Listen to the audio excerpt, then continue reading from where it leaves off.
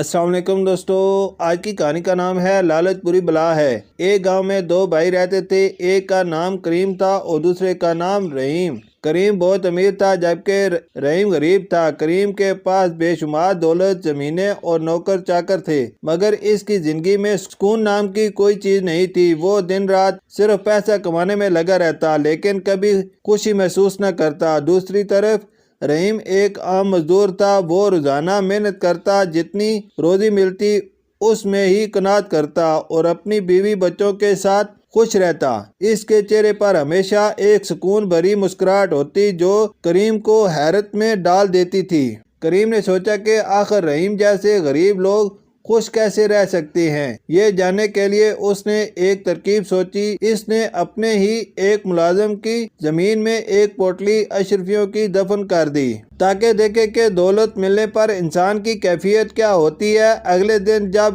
ملازم کھیت پر گیا تو اسے زمین کھودتے وقت اشرفیوں کی پوٹلی مل گئی۔ وہ بہت خوش ہوا اور دوڑا دوڑا اپنے گھر گیا۔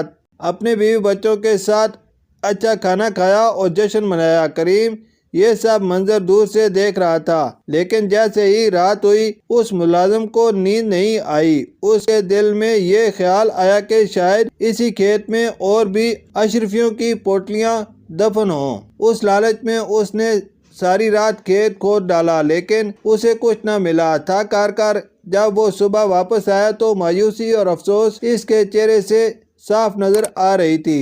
شکریہ۔